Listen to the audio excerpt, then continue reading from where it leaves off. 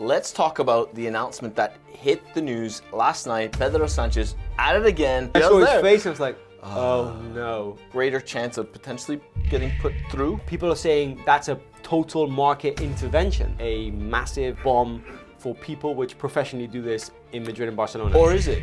Or is it just one of these scare tactics? What has Pedro announced? Pedro has announced, right? And this is like this for those people which rent like that, it's like a bomb.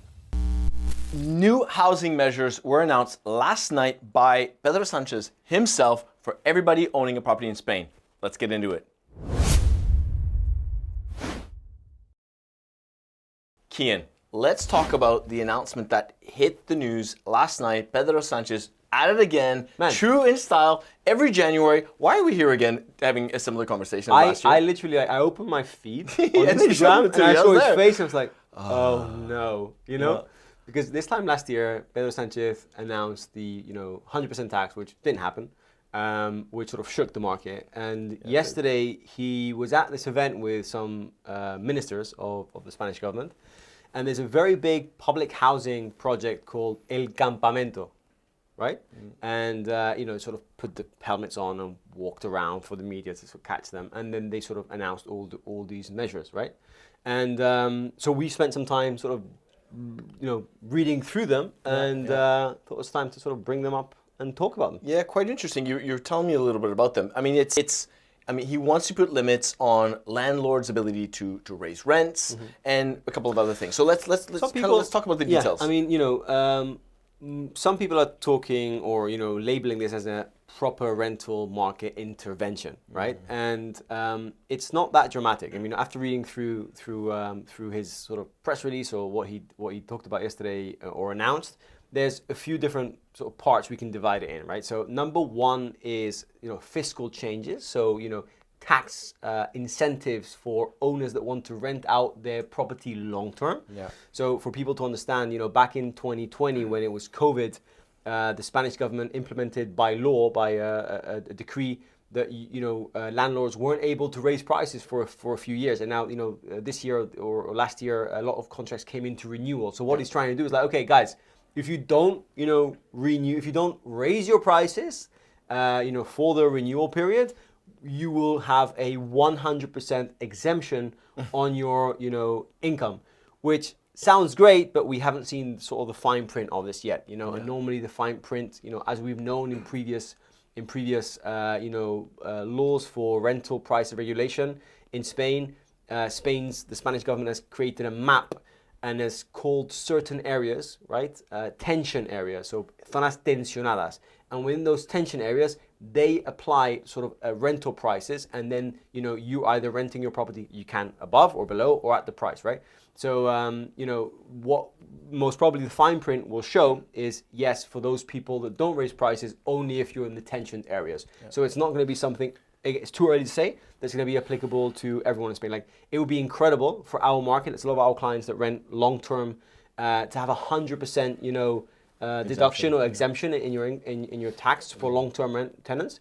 That's great. So that would be quite interesting. However, let's wait for the fine print. I'll doubt strongly that the Spanish government implements that at a big scale. Yeah, I was gonna say. I mean, first of all. Oh, by the way, and this is all announcements. I was just gonna, that's exactly what I was gonna say. I think there's a false preconceived notion that because it's announced, it makes it official, and that's completely wrong. Similar to this time last year, right? Yeah, I mean, the government needs to take this to Parliament. This needs to be, basically approved in Congress, and but it also doesn't mean it's not going to happen.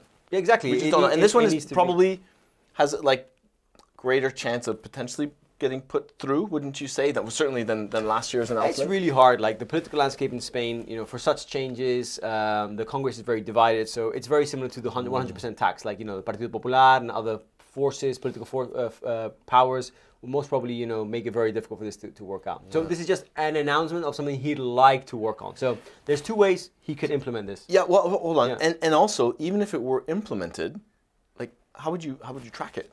It'd be quite difficult to track and enforce. I mean, very difficult, right? Well, I mean, I'm sure they'll find their ways, But again, like, he can approve this by Congress, or he also has a possibility of approving it by a royal decree, which means that he can just sign it as a law, but then this could be sort of thrown back by Congress. So that's just one. And then there was a second announcement, which is related to putting limitations on certain types of rentals. Can you tell us more about that then? This is quite big, and this is massive. I mean, for us here in like where we are located in Costa del Sol, it's not that much of a common practice, but it's very common in big cities, and that's renting properties by room, right?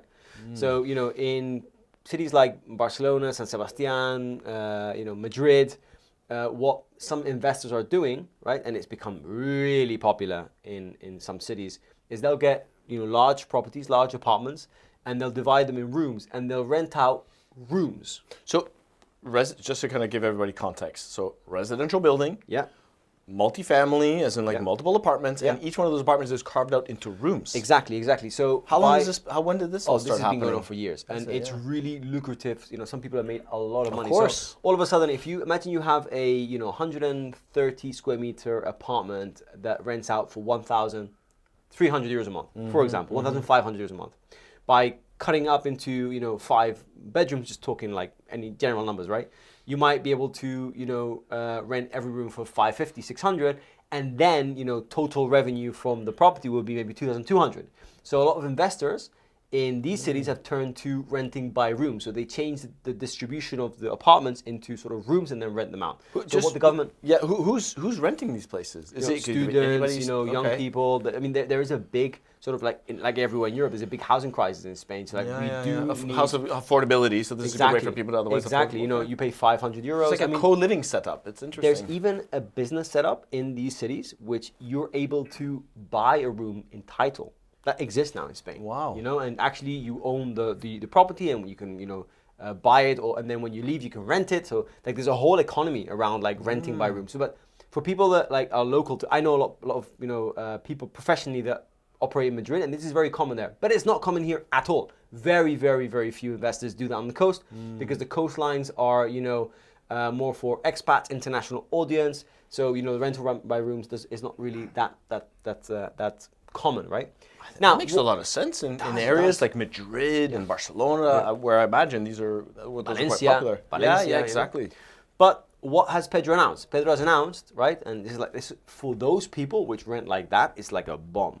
What he's announced, and this is going to be very difficult for him to implement, is if you have an apartment, right, that is a 3-bed apartment that you could turn into a 4-bed, right, and potentially rent it for 2,200 a month by bedroom, but the rental price for that, apartment, without dividing it into bedrooms. So the whole apartment. Exactly. Yeah. If the market price is 1,500, you just can't ask for more than 1,500. So if you're a 3-bedroom, if you're a 3-bedroom apartment, you'd have to the ceiling would be 500 euros per room or whatever. Whatever the ceiling is, basically, like no matter how you distribute the property, like the market price for that property in its original state can't exceed the actual rental value of the whole property. That's what people are saying. That's a total market intervention, and it is actually a total market. Because you should be able to distribute, your property the way you want and rent it out. So it's quite an intervention into your rights of renting the property. But again, like the same as last year's rental, this is very much a political announcement. It's something that's to be nearly impossible for him to implement. But only, from a law's perspective, it's a very difficult law to pass. But also implementing such a law and controlling and making sure that it's part of our way of operating in real estate, it's going to be nearly impossible. I would say, his motivation is for wanting to squash that, or for wanting to limit people that are buying buildings in order to subdivide them. I mean, it does feel like that's sort of solving a bit of a problem related to the housing crisis.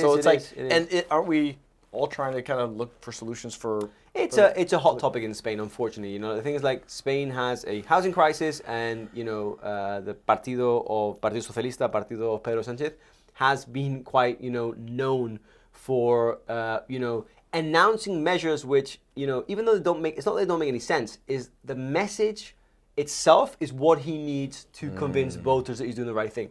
Forget how he implements them, which he can't, right? Like it's the same as 100% tax, like last year, right? Which was bonkers, right?